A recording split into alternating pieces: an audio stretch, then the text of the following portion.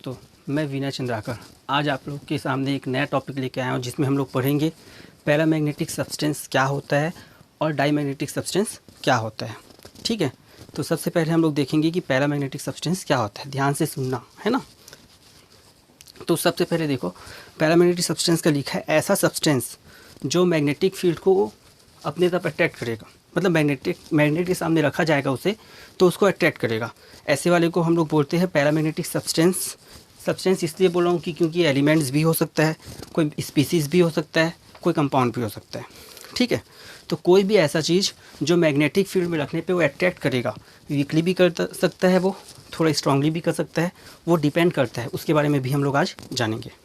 ठीक है, वैसी डाईमैग्नेटिक सब्सटेंस होता है। ठीक है, डाईमैग्नेटिक सब्सटेंस वो होता है जो मैग्नेटिक फील्ड में रखने पे थोड़ा रिपेल करेगा। ठीक है, रिपेल करेगा वो, ऐसे वाले को हम लोग बोलेंगे डाईमैग्नेटिक सब्सटेंस। ठीक है, तो यह है समझ में।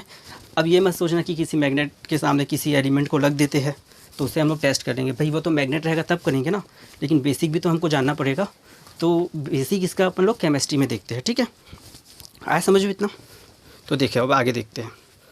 यहाँ पर देखिए, magnetic nature of elements using EC. EC यहाँ पर है इलेक्ट्रॉनिक कॉन्फ़िगरेशन। ठीक है, तो उसके हिसाब से हम देखते हैं paramagnetic substance any element which contains unpaired electrons. भाई अभी अनपेयर्ड इलेक्ट्रॉन्स कहाँ से आया बोलोगे। अनपेयर्ड इलेक्ट्रॉन्स होता है किसी भी ऑर्बिटर, ऑर्बिटर समझते हो ना, जो पिछले क्लासेस में पढ़े, किसी भी ऑर्बिटर में अगर एक इलेक्ट्रॉन है, ठीक है, सिंगल रहेगा तो उसको बोलेंगे वो अनपेयर्ड है, मतलब वो पेयर्ड नहीं है। ठीक है, अगर उसी ऑर्बिटर में दो इलेक्ट्रॉन है तो उसको बोलेंगे पेयर्ड। ठीक है, तो यहाँ पर क्या है, किसी भी ऑर्बिटर में अगर सिंगल है, कोई भी एक इलेक्ट्रॉन है तो उसको बोलेंगे अनपेयर्ड। तो कोई भी एलिमेंट जिसके पास क्या रहेगा, अनपेयर्ड इलेक्ट्रॉन्स होता है, उसको हम लोग बोलेंगे paramagnetic substance. For example oxygen को देख लो, उसका इलेक्ट्रॉनिक कॉन्फ़िगरेशन कितना दिया है, 2,6।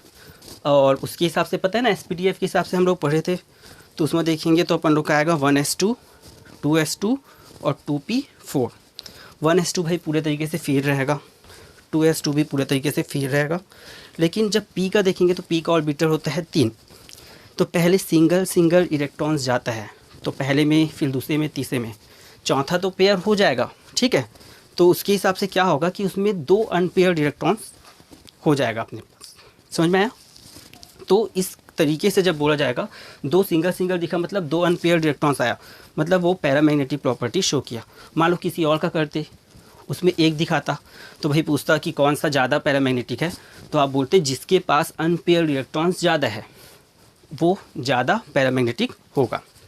ठीक है, तो यहाँ पर ऑक्सीजन में कितना अनपेयर्ड इलेक्ट्रॉन से पूछेगा तो क्या बोलोगे, 2। कैसे आया पता चला, एक डिब्बा बना लो, मतलब 3 डिब्बा बना लो, उसमें एक साथ जोड़ के सिंगल पहले भरो और चौथा उसमें, तो एक पहला वाला तो पेयर हो गया, लेकिन उसके बाद जो 2 रहेगा वो सिंगल बच गया, मतलब 2 अनपेयर्ड इलेक्ट्रॉन्स है।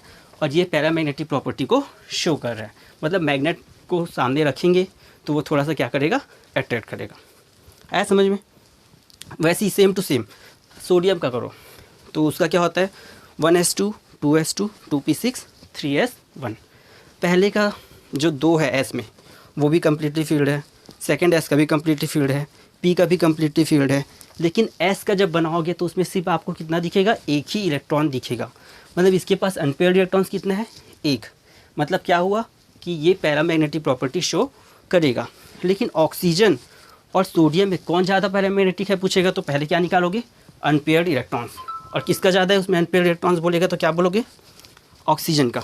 ठीक है, तो oxygen is more paramagnetic substance और एलिमेंट देन सोडियम। आया समझ। नेक्स्ट, डाईमैग्नेटिक सब्सटेंस क्या बताया था, जो पूरा तरीके से पेयर्ड रहेगा। भाई नोबल गैस का तो पूरा कम्प्लीटली फील्ड रहता है, तो वो पूरा पेयर्ड होगा। ओके, तो elements which does not contain unpaired electrons, जैसे कि नियॉन का देखो, 1s2, 2s2, 2p6, भाई ये पूरा कम्प्लीटली फील्ड है। ठीक है, तो ऐसे वाले को क्या बोलेंगे अपन लोग, इसमें अनपेयर्ड इलेक्ट्रॉन्स 0 है, मतलब ये पूरा पेयर्ड है, और ये क्या कहलाएगा, डाईमैग्नेटिक सब्सटेंस। और ये क्या करेगा, रिपेयर करेगा। जब इसको कहाँ रखेंगे, मैग्नेटिक सब्सटेंस, मतलब मैग्नेटिक फील्ड में रखेंगे, तो ये समझ लो, या मैग्नेट के आसपास उसको रख दिया जाएगा। तो आया इतना समझ में। और देखना चाहो तो और देख लो, जैसे नाइट्रोजन का है, नाइट्रोजन का एटॉमिक नंबर होता है 7। तो यहाँ पर मैं बना कर बताया हूँ आप लोग को, थोड़ा ईजी हो जाए करके। तो S पूरा फील्ड है 1s का, 2s का भी पूरा कम्प्लीटली फील्ड है। P में देखो यहाँ पर 3 इलेक्ट्रॉन सिंगल सिंगल है। भाई एक साथ 2 को मत भर देना, क्योंकि ये हुंड्स रूल के खिलाफ है ना। तो यहाँ पर उसका नियम भी लगाना है, सब नियम याद करना है आपको अच्छे से, तभी जाके आप बेसिक कर सकते हो अच्छे से। ओके, तो यहाँ पर अनपेयर्ड इलेक्ट्रॉन्स कितने हैं? 3। इसका मतलब N जो है पैरामैग्नेटिक है, और वो भी सोडियम और ऑक्सीजन से और ज़्यादा मैग्नेटिज्म शो करेगा। पैरामैग्नेटिक प्रॉपर्टी इसका ज़्यादा होगा, क्योंकि इसके पास तो भाई 3 अनपेयर्ड इलेक्ट्रॉन्स हैं।